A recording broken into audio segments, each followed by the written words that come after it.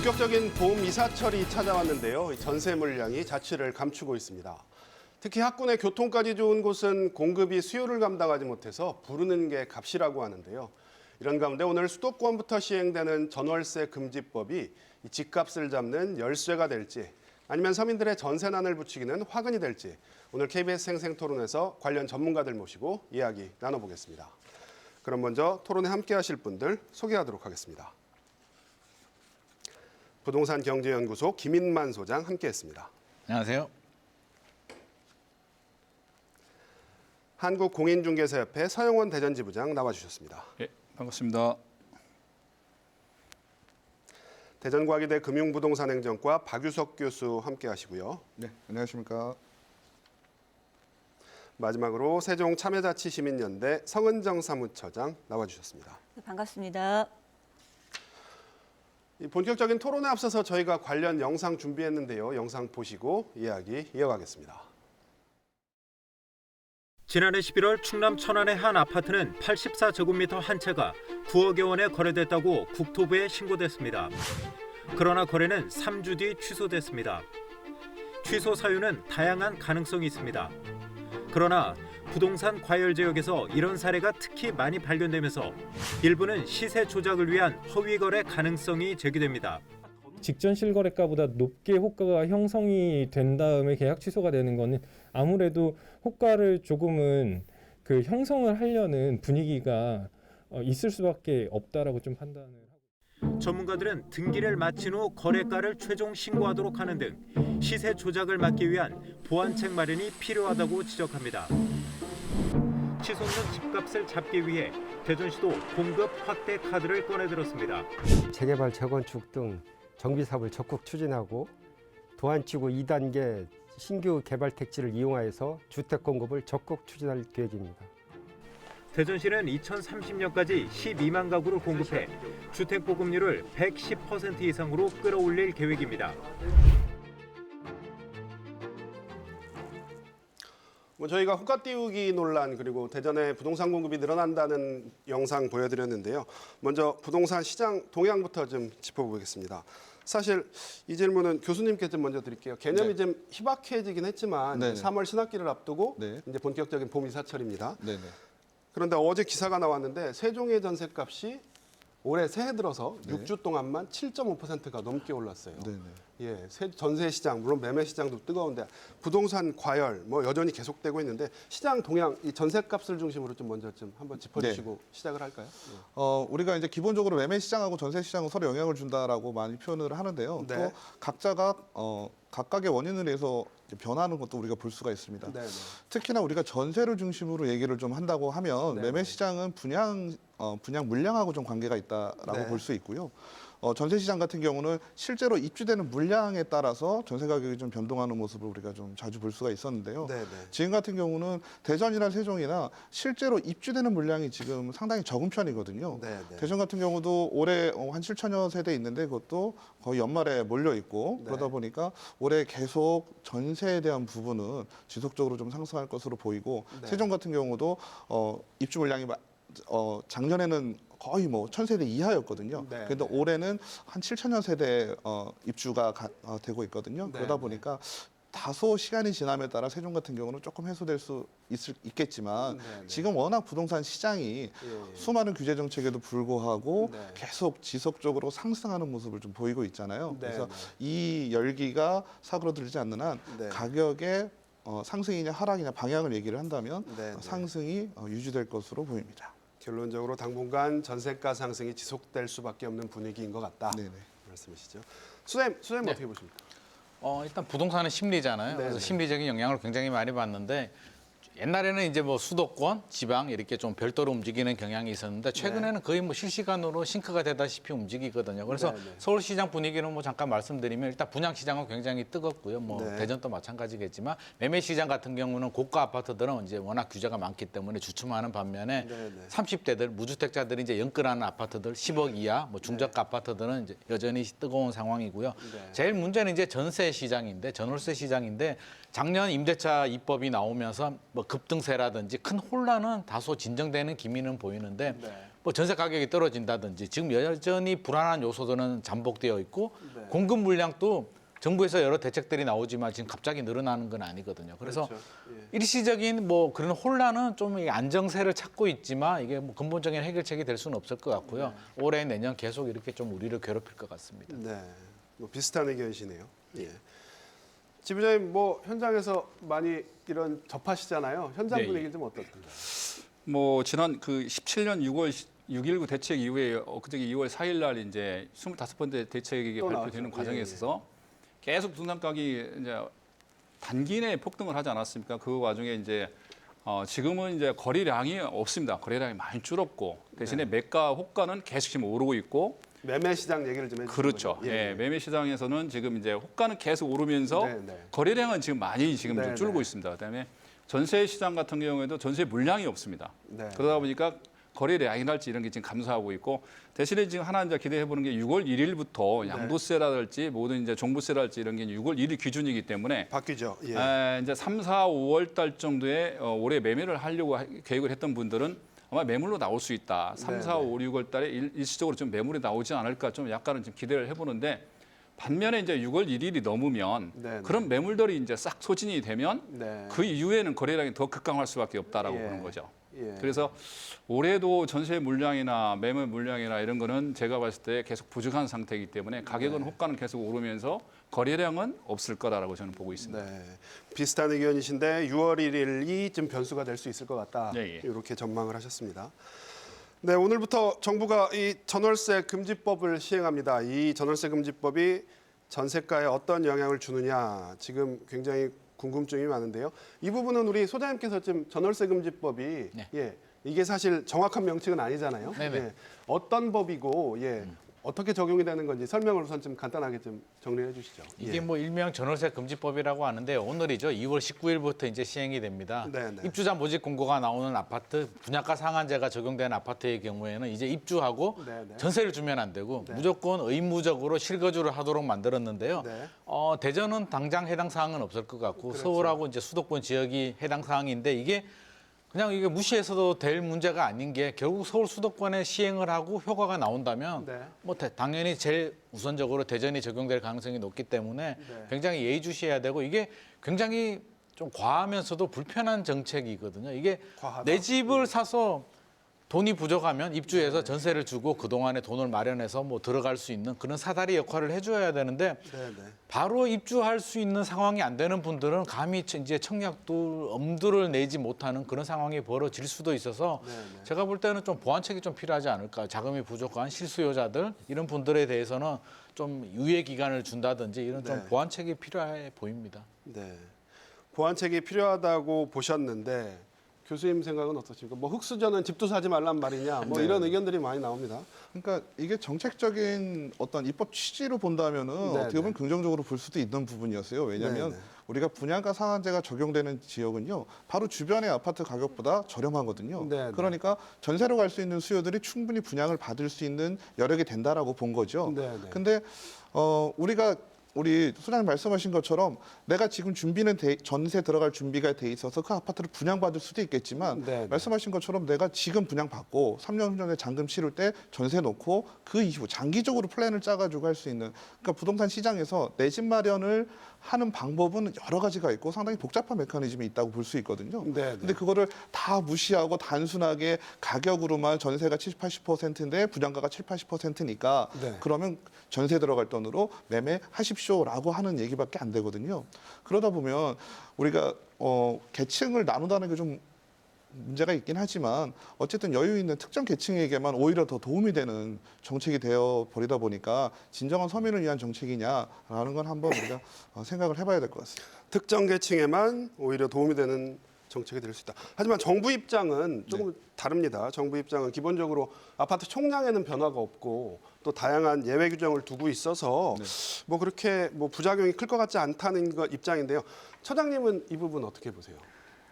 그 실수요자라든지 아니면은 주거가 불안정한 분들에 대한 정부의 이제 다양한 정책들에 대해서는 환영하는 부분이 있습니다. 네, 그리고 말씀하신 대로 여러 가지 그 예상되는 부작용들은 있지만 네. 그 부작용을 또 해소할 수 있는 다른 여러 가지 보완책들도 지금 얘기가 되고 있는 부분이고요. 네, 네. 그래서 저는 어쨌든 정부가 시그널을 주는 거는 이렇게 실수요자고 그리고 당장에서 어쨌든 내 집을 마련할 수 있는 분들에 대해서 여러 가지 정책들을 지금 시도하는 부분들 네, 그런 네. 시그널들을 줘서 지금 너무 영끌이라든지 이렇게 해서 막 너무 힘들게 집을 마련하는 분들이 아니라 네, 네. 진짜 그 집을 구입해야 되는 분들 있잖아요. 예, 그 예. 분들에게는 좋은 시그널을 줄 수 있는 네. 그런 또 다른 어떤 방법이라고 생각이 좀 합니다. 예, 긍정적으로 좀 해석을 해주셨는데요.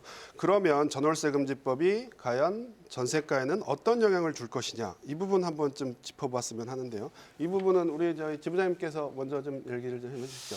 이게 이제 어떻게 좀 네, 독이 될까요, 약이 될까요? 예. 아마 독이 될 수도 있고 약이 될 수도 있다고 저는 보거든요. 아, 네. 왜냐하면 이제 이게 이제 일주가구 일주택자분들이나 이 실수자들 분들이 그 집을 분양을 받아서 내가 자금 여력이 안 되다든지 당장 네네. 입주할 수 있는 그런 여건이 안 되는 분들은 전세를 놓을 수밖에 없는데 그것까지도 차단을 했다는 얘기거든요. 물론 아까 소장님 말씀대로 이거 전월세 이제 금지법이 16일 날 이제 국민이 통과를 해서 19일부터 이제 분양하는 아파트에 대해서 이제 적용이 되는 당초에는 이게 이제 공공 아파트에만 한정적으로 이게 시행을 하려고 했던 건데 네. 이게 이제 민간 아파트까지도 다 이제 공급이 이게 이제 시행이 되는 법이거든요. 민간 아파트 중에서도 이제 그 상한제를 적용받는 그렇죠. 아파트만 상한제 적용이 예, 예. 되는데 서울, 경기 지역에 네, 대전에는 이제 해당이 안 되는 건데요. 예, 예. 그러다 보니까 만약에 실수요자분들이 세를 놓고 잠깐 징검다리 역할을 갈 수도 있는데 그것까지 꼭 입주를 해야 되는 어떤 그런 부담감이 되기 때문에 실수요자들 입장에서 약간 좀 부담이 다가올 수도 있고 반면에 대전 같은 경우도 보니까 옛날에 세종이 입주를 하는 그 거주 의무 기간을 줬단 말이에요. 그러니까 대전에 있는 사람들이 어쩔 수 없이 세종으로 이사를 갈 수밖에 없었어요. 네. 그 기간을 채우기 위해서. 네, 네. 그러다 보니까 대전이 오히려 대전에 있는 사람들이 세종으로 넘어갈 수밖에 없고 그러다 보니까 세종이 오히려 전세 가격이 더 올라가더라는 얘기죠. 실질적으로 올라가고 또 그리고 대전도 이렇게 보면 그 조건을 갖추기 위해서 임대를 안 놓고 공실 상태로 놔두더라는 얘기거든요. 네. 그래서 오히려 전세 시장에서는 그 영향이 일부 긍정적인 효과도 있겠지만 예. 반대로 거기에 대한 부작용도 있기 때문에 다주택자들이 투기 목적으로 사는 사람들에 대해서는 어떤 정도 일정 부분 어떤 규제가 필요하겠지만 네. 그러지 않고 일가구 일주택을 갖고 있는 사람들이 실수요자 목적적으로 어쩔 수 없이 그런 분들한테는 약간의 예외 규정을 좀 두는 게 바람직하지 않을까 저는 그렇게 생각합니다. 네, 뭐 정부 입장에서는 지금 그래서 다양한 예외 규정을 두고 있다. 그래서 부작용을 최소화할 수 있을 거다라고 하는데요. 예, 어떻게 소장님은 지부장님 생각 동의하십니까? 어떻게? 동의하는 부분도 있고요. 네, 네.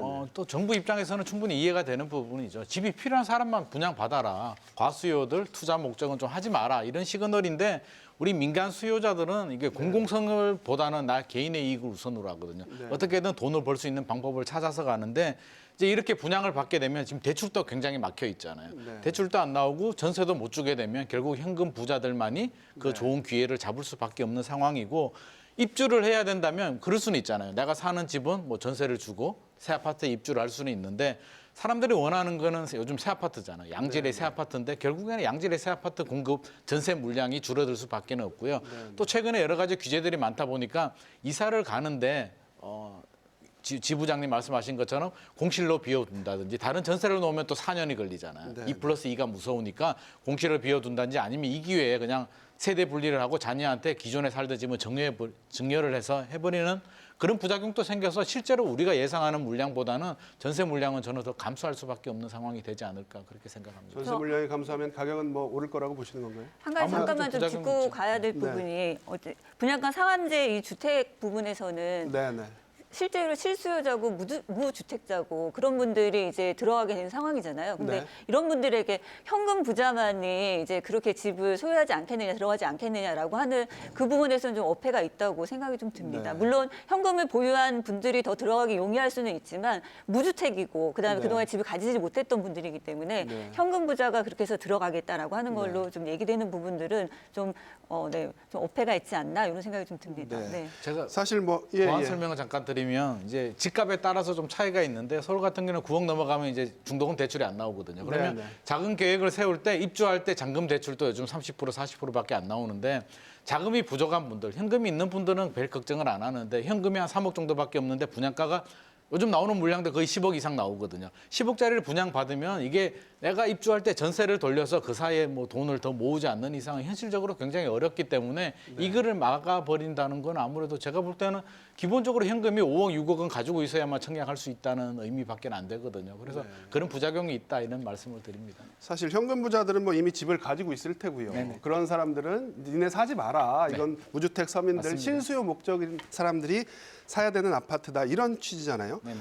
근데 당장 입주 시기만 놓고 보면 사실 이게 입주 시기가 2024년에서 25년입니다. 뭐 아직 뭐 한 3, 4년이 남은 상황인데요. 맞습니다. 예. 지금 뭐 여러 얘기 들으셨는데 교수님 생각은 어떠십니까? 예, 뭐 말씀하신 내용들이 다 맞는 부분이 있다고 생각을 하고요. 네, 저는 어쨌든 간에 어떤 정책이 나오고 또 안타까운 얘기긴 하지만 또 정권이 또 바뀔 쯤이 되거든요. 이때쯤이 되면. 그래서 이게 네, 네. 계속 지속이 될런지 또 이거 같은 경우는 논의가 뭐 지금 어떻게 보면 기조가 좀 기조야 뭐 그대로지만 방법론이 좀 바뀌면서 공급에 네, 대한 네. 확대를 하려고 하는 측면이 좀 있는데 네, 네. 이런 부분이 글쎄 공급에 대해서는 조금 부정적인 정책이 아닌가 하는 생각을 좀 하거든요. 아, 오히려 예, 전세에 대한 부분에 대해서는 네, 물론 네. 필요하다는 거는 다 인정을 하죠. 네. 우리 지금까지 25번째 정책을 다 면면히 들여다보면 네. 어떤 공공성이나 어떤 서민주거 안정, 그다음에 주택 투기 소유 방지라든지 이런 측면에서 보면 다 좋은 정책들이거든요. 네, 근데 네. 다만 그 시기상의 문제가 많았다는 생각을 우리가 지울 수가 없는데요. 네, 네. 그래서 이번 정책 같은 경우도 굳이 이렇게까지 제 개인적으로는 네, 네, 했어야 되나 하는 생각이 들 정도로 네, 네. 다른 방법으로도 충분히 지금 정부가 원하는 방향대로 할 수 있는데 좀 더 네. 보완을 한다면 조금 강하다는 생각을 좀 할 수 있습니다. 네. 네. 이번 정책이 공급을 억제는 그런 부작용이 나올 수 있다. 네, 전 임대차 시장에서 네, 네. 어느 정도 어느 정도는? 방향성으로 예, 본다면 좀 그럴 것 같습니다. 네. 공급 얘기해 주셨으니까 그 이제 저희 대전 분양 물량 얘기 좀 해볼까요? 뭐 역대급 분양 물량이 풀어진다고 얘기를 합니다. 올해만 뭐 대전 같은 경우에 3만 4천 가구, 뭐 세종도 1만 3천 가구가 분양이 된다고 하는데요. 분양 물량 급증하면 집값 잡히겠습니까? 이 부분은 예, 소장님 뭐 어떻게 보세요? 아무래도 분양 물량이 나오면 지금 당장은 영향을 안 주겠죠. 네, 아무래도 네, 네. 입주 시점이 되는데 이게 결국엔 2023년, 2024년 정도의 문제인데 네, 네. 저는 어떤 식으로든 영향을 받을 수밖에 없다는 생각하고요. 네, 지금 네. 여러 가지 계획들이 굉장히 많이 나오고 있는데 그때쯤 되면 저는 주택 시장이 안정이 되리라고 분명히 생각을 하고 있습니다. 그래서 네. 이제 어떻게 보면 생각해야 될 게 지금 당장이 아니라 3년 후, 4년 후를 보면 저는 좀 반대의 상황이 벌어질 수도 있다라고 보거든요. 지금은 집값 하락해 그렇죠. 집값이 예. 급등하니까 우리가 네, 너도 나도 지금 공급이 부족하다, 과수요가 붙으니까 막 하는데 지금 나오는 이런 여러 가지 정책들이 과연 4년 후, 5년 후에 집값 하락기에 예, 예. 어떤 부작용이 있을까에 대해서는 아무도 생각을 안 하더라고요. 그래서 네. 만약에 그렇게 맞물려 버리게 되면 수요 정책들은 그렇잖아요. 정책을 바꾸고 법을 바꾸면 되는데 공급은 한번 출발해 버리면 이게 뒤집기가 굉장히 힘들기 때문에 우리가 4년 후, 5년 후 집값이 만약에 하락되는 경우가 생겼을 때 네. 이 공급 물량을 어떻게 소화를 하게 되고 어떻게 연착륙을 시킬 것인가에 대해서도 우리가 좀 발상의 전환 다시 한번 또 고민을 할 필요가 있을 것 같습니다. 사실 제가 정책 위반자라고 해도 지금 워낙 뜨거운 시장을 이 냉각시키는 게 지금 중요하지 맞습니다. 3, 4년 뒤 생각은 못 할 것 같은데요. 네. 예, 지부장님도 뭐 비슷하게 보세요? 예, 예, 이제 2020년도에 이제 지난해에 대전의 입주 물량이 약 6,900세대 정도가 됐거든요. 네, 네. 근데 올해 지금 예상 물량을 보면 13,000세대 정도가 됩니다. 그 중에서 이제 아파트가 약 8,800세대 정도를 지금 지금 얘기해 주신 건 입주 물량인 거죠? 입주 물량이죠. 예, 예, 예. 예, 공급 물량은 이제 34,000세대 정도가 이제 네, 되는 건데 그렇게 됐을 때 보면은 단기 내에 지금 뭐 공급이 물론 부족하기 때문에 지금 가격도 오르고 전세 물량도 부족하고 있겠지만 가장 지금 이 가격이 이렇게 이 정도 오른 건 단순히 공급이 부족해서 이렇게 오른 것보다는 불안한 어떤 심리적인 문제가 네, 네. 더 큰 영향을 전 차지하고 있다고 보거든요. 그래서 네. 이 심리가 꺾이는데 바로는 꺾이지 않겠지만 아까 소장님 말씀하신 대로 이 물량이 시장에 계속적으로 이제 공급이 된다라고 보면 네, 네. 분명히 언젠가는 정착륙이 될 거다고 네, 저도 네. 봐요. 똑같은 의견을 갖고 있는데 그래서 그 누구도 그거에 대한 준비를 지금 아무도 안 하고 있다는 얘기거든요. 네, 네. 그래서 그 심리가 꺾이면 지금 큰 폭으로 오른 것만큼 그렇게 주저앉지는 않겠지만 그만큼 또 오히려 하락할 수도 있는 그런 위험성이 충분히 있다는 얘기거든요. 네. 그렇게 만약에 앞으로 3, 4년 후에 그런 큰 하락 시장이 왔을 때는 지금 오히려 상승 시장보다 더 어려운 문제가 사회적인 문제가 될 수도 있다라는. 그래서 그거에 대한 어떤 퇴로도 조금씩은 준비할 필요가 있다. 그래서 거기에 대한 공급량도 적절하게 조정을 할 필요가 저는 있다라고 생각을 합니다. 그래서 분명히 올해 내년까지는 뭐 이 상승 시장이 이어질 수 있겠지만 그 다음은 분명히 어떤 하락 시장이 있을 수도 있다. 거기에 대한 준비는 저는 필요하다라고 저는 보고 있습니다. 공급에 확신이 있으면 뭐 지금의 부동산 과열도 어느 정도 사람들이 이제 좀 뭐랄까요, 이성을 되찾는다 그럴까요? 뭐 저 충분히 가능할 것 같은데요. 뭐 뉴스 인터뷰에서 교수님이 이 부분 계속해서 지적해 주셨습니다. 네. 뭐 저는 뭐 계속 반복되는 얘기긴 한데요. 네, 네. 물론 계획 중요합니다. 지금 대전 지자체에서도 이제 준비를 해가지고 공급을 확대하겠다고 한 거고요. 근데 또 거기에 맞물려가지고 좀 이사 대책을 통해서 이제 전국적인 광역시를 중심으로 해서 수도권과 광역시를 중심으로 해서 공급 물량이 나오고 있는데 어떤 계획보다는 저는 실질적으로 이루어지는 게 중요하다 생각을 좀 합니다. 우리가 작년 같은 경우에도 연초 계획을 보면 약 2만 세대 정도, 19,000에서 2만 세대 정도를 분양을 하겠다라고 했지만 실질적으로는 한 7천 세대 정도 분양이 됐거든요. 뭐 보는 뭐 연구하시는 분들에 따라 차이가 있긴 하지만 우리가 뭐 한 0.7, 0.6 정도로 봅니다. 그럼 대전이 150만 정도 된다고 보면 1년에 필요한 주택 소유량을 따지면 뭐 보수적으로 잡으면 10,000 세대에서 15,000원 세대 정도라고 많이들 얘기를 하시는데 지금 대전에서 대전시에서 얘기하고 있는 것도 이제 3만 세대하고 최근에 3년 동안 6만 세대 지원하고 향후 10년 동안 12,000세대를 꾸준히 공급을 하겠다라고 얘기를 하고 있거든요. 그러면은 그 정도를 수준을 잡은 것 같은데요. 지금 급격하게 나오는 계획도 중요하지만 저는 이게 과연 얼마만큼 분양으로 이어질런지 작년에 못한 우리 핫한 지역들 있잖아요. 그런 부분들을 중심으로 해서 올해도 이제 분양이 이루어질 텐데 이 열기는 계획 물량이 어느 정도 수준에 되냐에 따라서 분양 시장이 달라지고 또 그 분양 시장의 영향이 부동산 시장에 영향을 줄 거라고 생각을 합니다. 처장님은 어떻게 보세요? 세종 같은 경우에는 뭐 작년 할 것 없이 뭐 너무 뜨겁잖아요. 뭐 강남 저리 가라 뭐 그런 얘기 계속 나왔었는데, 근데 이 정도 세종 지금 보니까 올해 1.3만 가구, 그러니까 13,000 가구를 분양을 한다고 합니다. 이 정도면 지금의 세종의 뜨거운 어떤 그 부동산 시장쯤 냉각이 가능하다고 보세요? 어떻게 보세요? 우선은 이제 아까 지부장님 말씀에 두 가지 면에서 저도 이제 동의를 하는 부분인데요. 우선은 불안했다라고 하는 불안 심리거든요.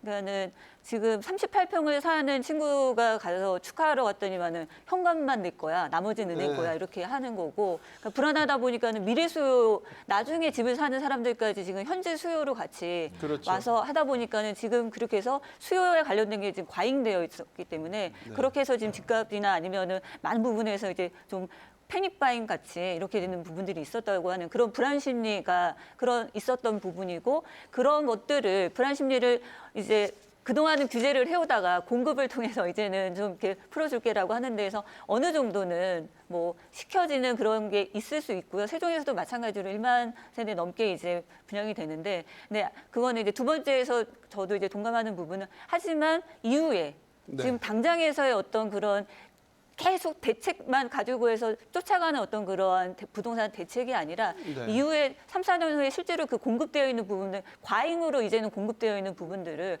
어떻게 정부에서 해결을 할 것인지에 관련된 그런 같은 고민이 좀 진행이 되어야지 실제로 실수요자들이나 아니면은 그 집을 사는 사람들에게 실질적인 도움이 되지 않을까 하는 생각이 좀 듭니다. 3, 4년 뒤 고민까지 저희 안겨주셨는데요.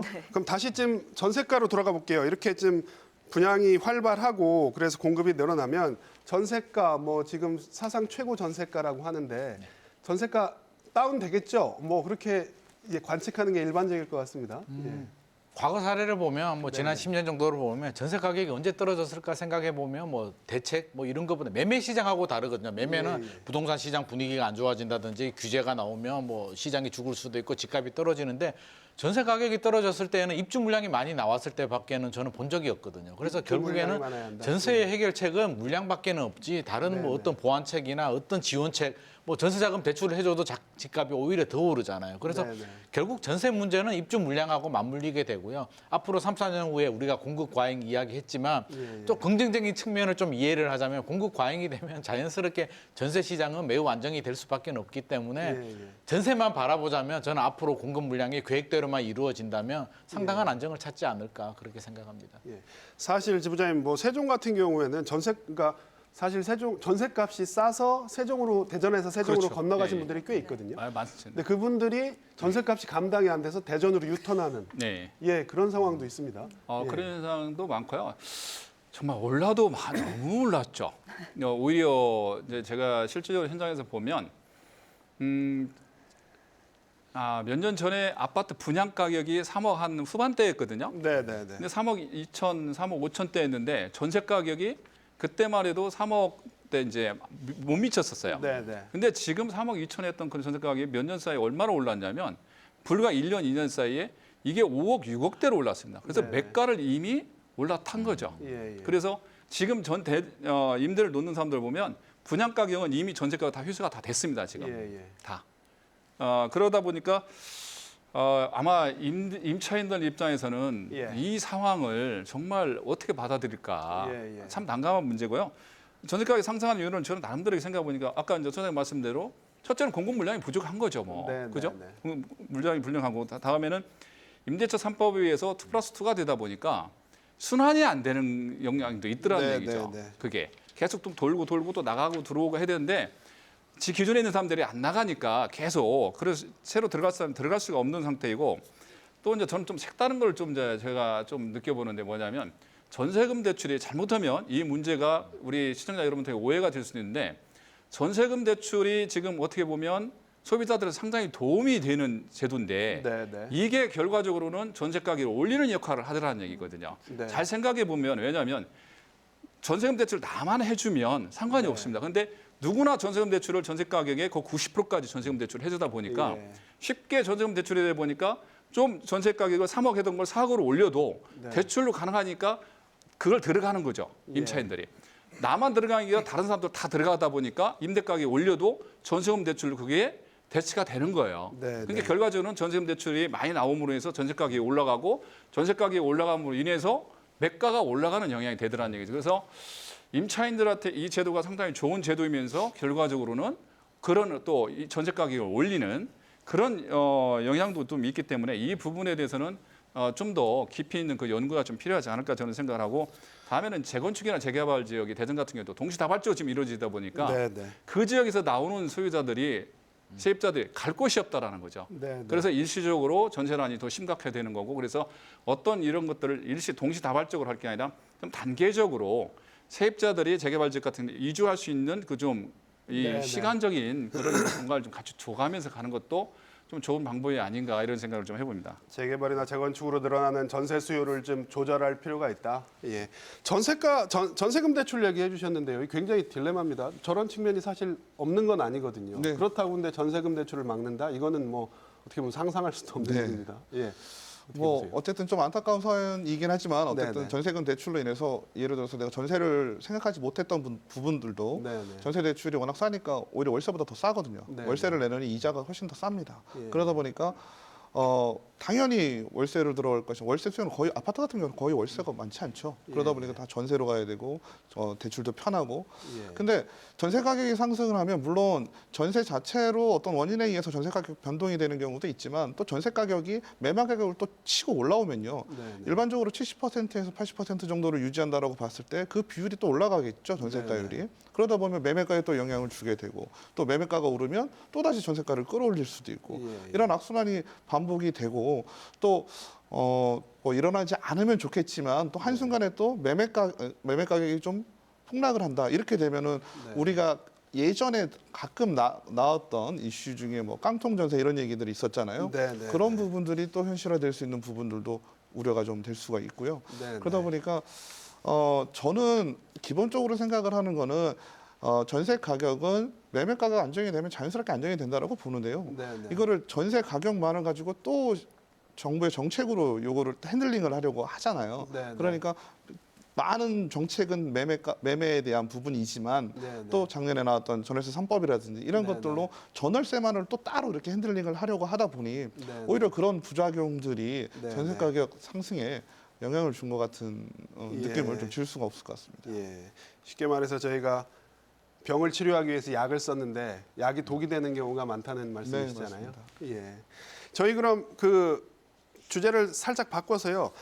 대학가 공실 얘기 좀 해볼게요. 사실 뭐 아파트는 뭐 전월세 난 때문에 비명이라고 하는데 대학가는 지금 공실 때문에 비명입니다. 대학가에서 원룸 하시는 분들 정말 이제는 도저히 버틸 수가 없다. 그래서 뭐 팔려고 내놔도 팔리지도 않는다. 뭐 하소연하는 분들 정말 많으신데요. 예, 이 부분 사실 뭐 코로나가 장기화되면서 어떻게 보면 당연한 귀결입니다. 외국인 네. 유학생들도 없고요. 대책이 있느냐?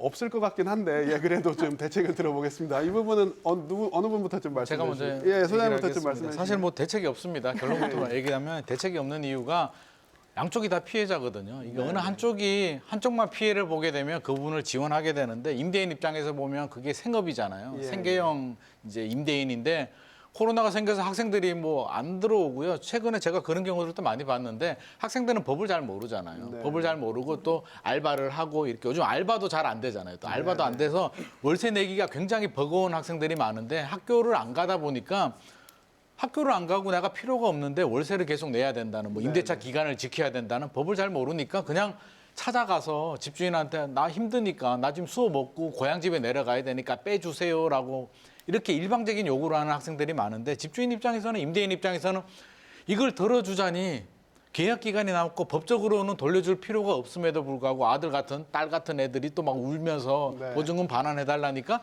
반환해주게 되고 그러면 내가 또 피해를 보는데 다른 임차인은 못 구하게 되고 이게 악순환의 연속이 되거든요. 그러면 이 코로나가 한 6개월 정도로 끝났어야 되는데 지금 올해도 지금 계속 가고 있잖아요. 그래서 임대인들 중에 못 버티는 분들 대출 이자를 또 깎아주진 않잖아요. 그래서 뭐 대책을 달라라고 하는데 정부가 또 대책을 주기가 어려운 게 임대인들한테 어떤 혜택을 주게 되면 자칫 또 시장에서 바라볼 때는 있는 사람들한테 또 과도한 혜택을 준다라는 그런 또 불만의 목소리들이 나오기 때문에 굉장히 난처할 것 같아요. 그래서 저는 이런 피해를 보는 분들이 입증을 하게 되면 대출 이자라도 좀 감면을 받을 수 있는 그런 보완책이 좀 필요하지 않나 그 싶습니다. 정도 보완책. 예.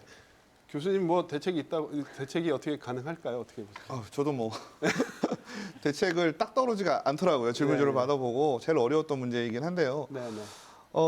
지금 저희가 이제 학교에서 보면 이제 학생들이 이제 많이 고민을 합니다. 저희가 제일 새로 들어오는 신입생들이 가장 많은 질문을 하는 게 수업합니까? 아니면 비대면으로 진행을 합니까? 이거를 네, 네, 몇 네. 번씩 물어봐요. 단톡방 같은 데서. 예, 예.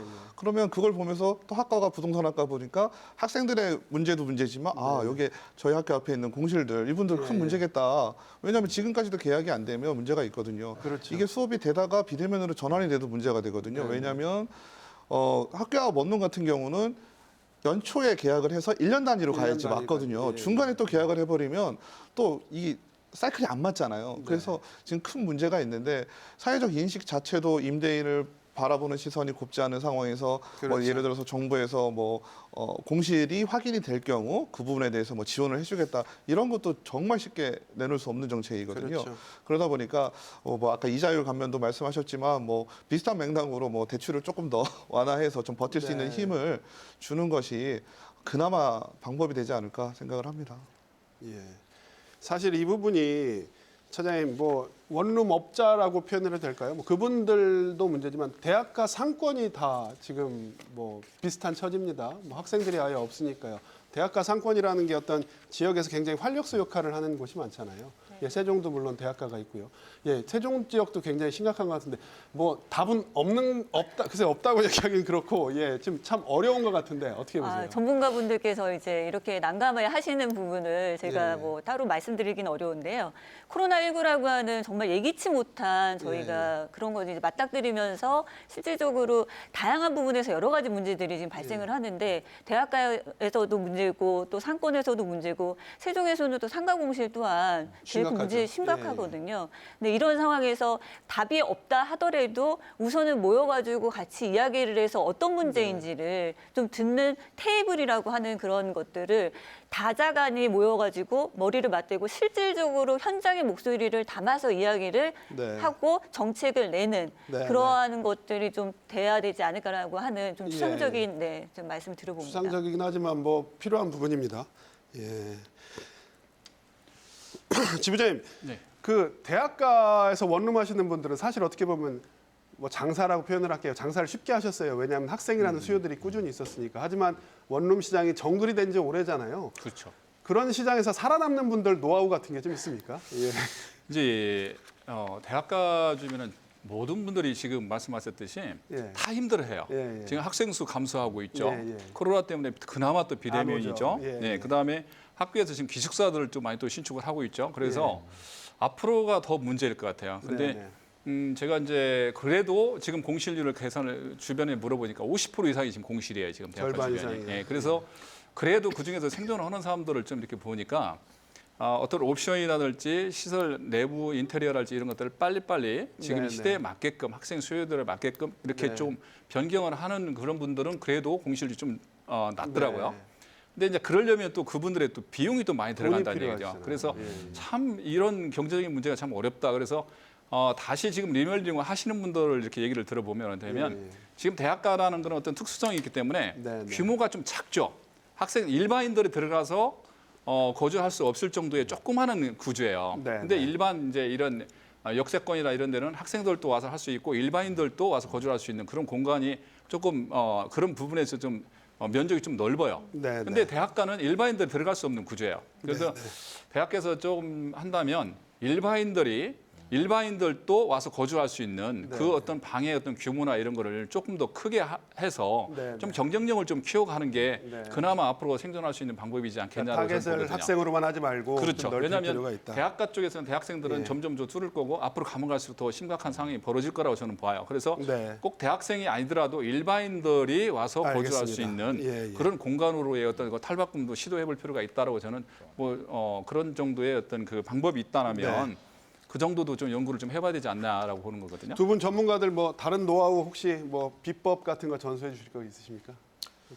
뭐 굉장히 좋은 말씀해 주셔가지고 제가 볼 때도 굉장히 공감하는 부분이 결국 네네. 경쟁력이거든요. 이제 경쟁을 피할 수는 없고요. 네네. 인구가 줄어드는 것도 사실이기 때문에 보다 차별화된 경쟁력 또 그런 것도 필요할 것 같아요. 뭐 네네. 최근에는 옛날에는 임대인들이 좀 큰 소리도 치고 했잖아요. 그래서 네네. 살다 보면 불편한 문제, 하자 문제, 청결 문제 이런 부분도 이제 예전과 다르게 굉장히 신경 써야 되고요. 이제 서비스 마인드를 가져서 네. 보다 고객 만족, 학생들이 고객이잖아요. 그래서 고객 만족을 시켜줘야지 예전처럼 해서는 이제 더 이상 경쟁력을 찾기 어렵다. 어려울 것 같습니다. 네, 알겠습니다.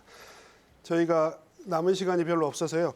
중개수수료 개선 방안 한번 얘기해 볼게요. 이 부분 뭐 우리 지부장님 하실 말씀이 많을 것 같은데 좀 차분하게 좀 짧고 간략하게 좀 정리를 좀 먼저 좀 해주시기 바랍니다. 아이고, 예, 차분하게 하겠습니다. 제가 이 문제가 나오면 잘못 흥분할 것 같아가지고 이거다가 제가 차분하게 하자라고 내가 써놓고 지금 시작을 하는데 네, 네.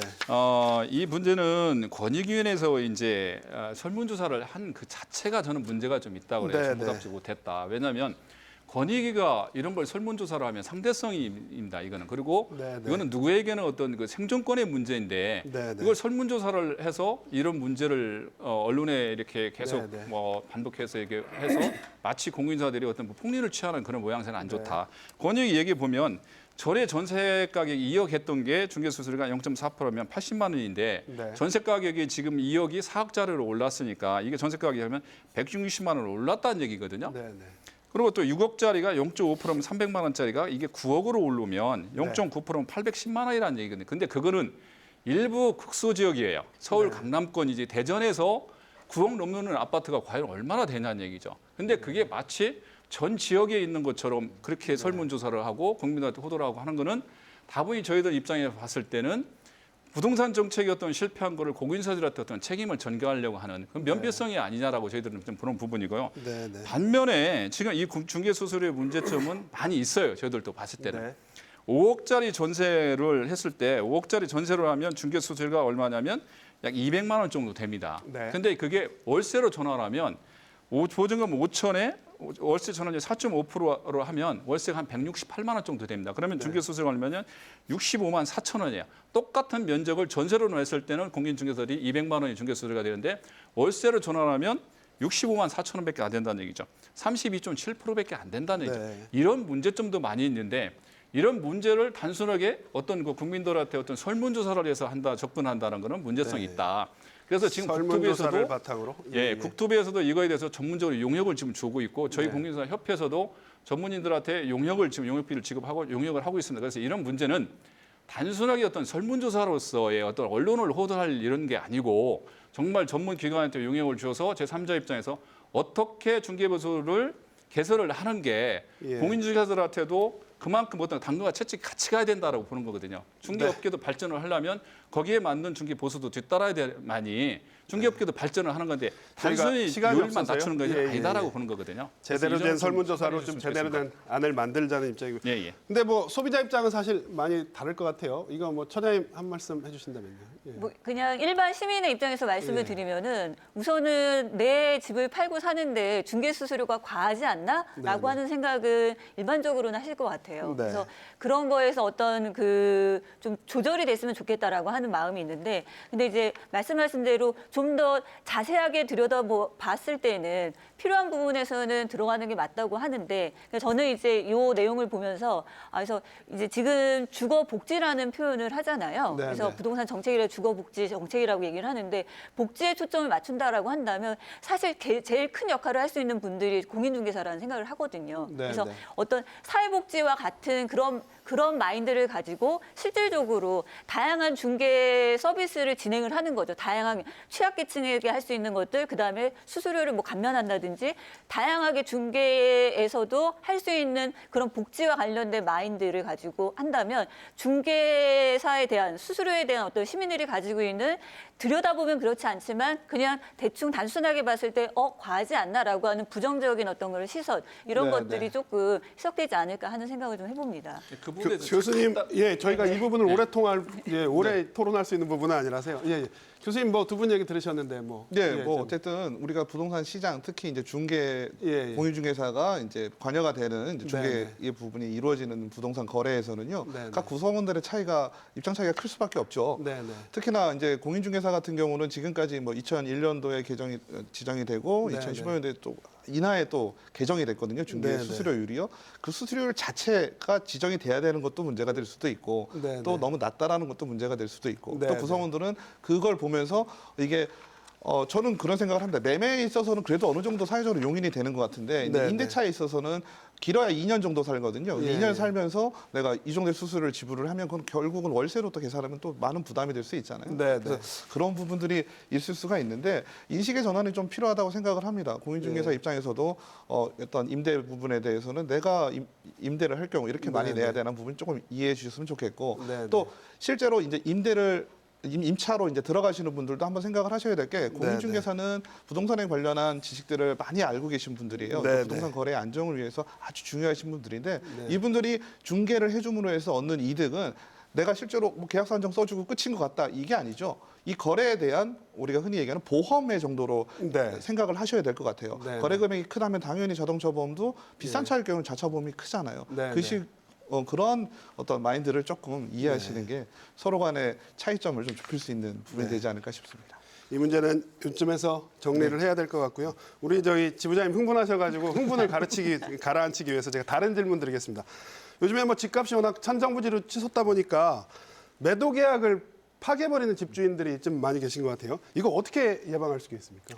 예, 이제 보면 이제 이 공인중개사업을 하시는 분들이나 일반인들을 이게 현장에서 보면 매도인하고 매수인하고 동시에 한 장소에 만나서 계약을 쓰는 게 아닙니다. 먼저 이제 매도인이 없는 상태에서 이 매수인한테 집을 보여주고 나면 네, 네. 오케이 사겠다라고 이제 시차가 상당히 있죠. 떨어지면 이제 계약금을 넣어야 되는데 매도인이 바로 나올 수가 없지 않습니까? 네, 그러면 네. 먼저 가계약금이라고 하죠. 물론 이제 법적인 용어는 가계약금이라는 게 없지만 계약금을 먼저 넣게 됩니다. 근데 그거를 넣을 때 조심을 해야 된다는 거죠.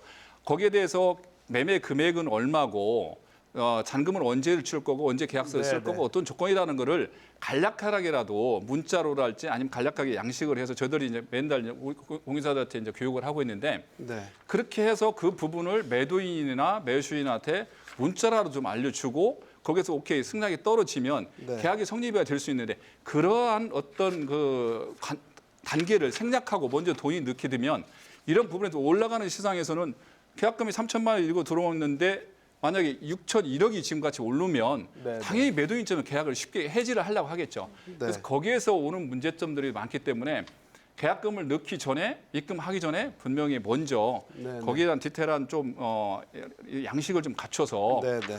거기에 대한 선 대응을 하는 게 가장 좋은 방법이라고 저는 보고 있습니다. 알겠습니다. 저희가 이제 마무리할 시간이 돼서요. 마무리 발언 시간 드리도록 하겠습니다. 뭐 아파트 사겠다는 뭐 이런 최고조고요. 따라서 뭐 전세값도 천정부지로 치솟고 있습니다. 이대로 괜찮은 건지 정말 모르겠는데 그렇다고 공급을 무작정 늘리면 앞서 얘기한 대로 3, 4년 뒤에 우리가 어떻게 될지 모른다. 그런 고민들이 있는데요.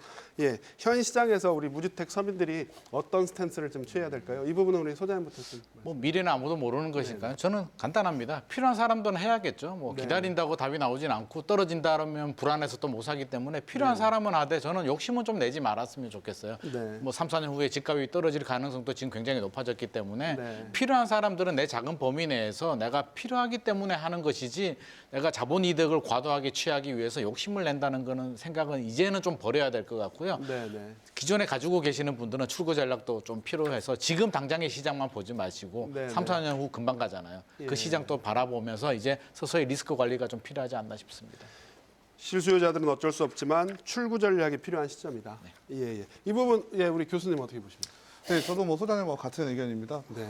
계속 우리가 이렇게 토론하면서 뭐 마지막에 항상 하는 얘기가 되는데요. 네, 네. 주택은 우리가 실제로 그 원래 목적이 좀 있잖아요. 근데 네. 지금까지는 거의 원래 목적이 오히려 전도가 돼가지고 자본이득을 얻는 목적으로 더 많이 사용이 되잖아요. 투기 투자 수단이죠. 네. 예, 예. 그래서 뭐 대전 같은 경우도 제가 여러 차례 말씀을 좀 드렸지만 우리가 예. 실제로 내가 내 작은 범위 내에서 구할 수 있는 집들이 생각보다 많이 있습니다. 네, 네. 우리가 새로 짓는 아파트라든지 뭐 좋은 아파트, 학군이 좋은데 이런 데만 고집할 것이 아니라 네, 네. 나하고 맞는 어느 정도 현실과 좀 타협하는 주택을 구하려는 노력을 해야 될 때가 아닐까 싶습니다.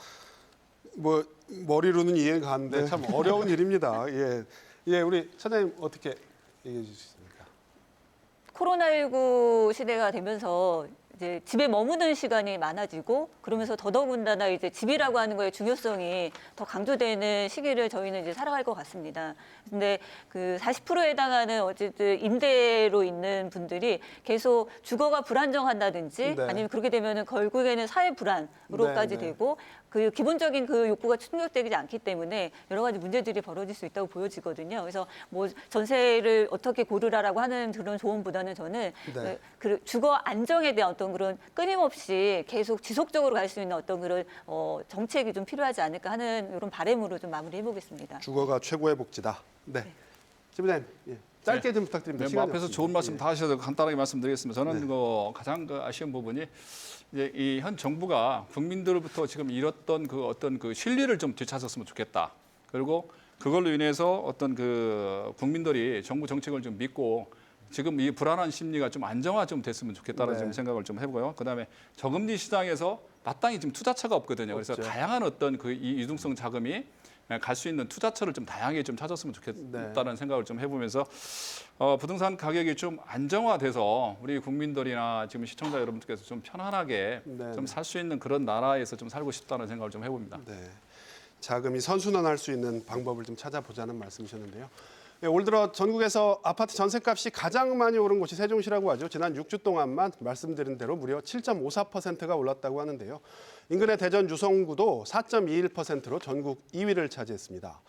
이 전셋값까지 하늘 높은 줄 모르고 치솟는데 대학가 원룸은 공실 때문에 비명을 지르고 있습니다. 이 혼란스러운 주택 시장이 하루빨리 해법을 찾아가길 바라는 마음 간절합니다.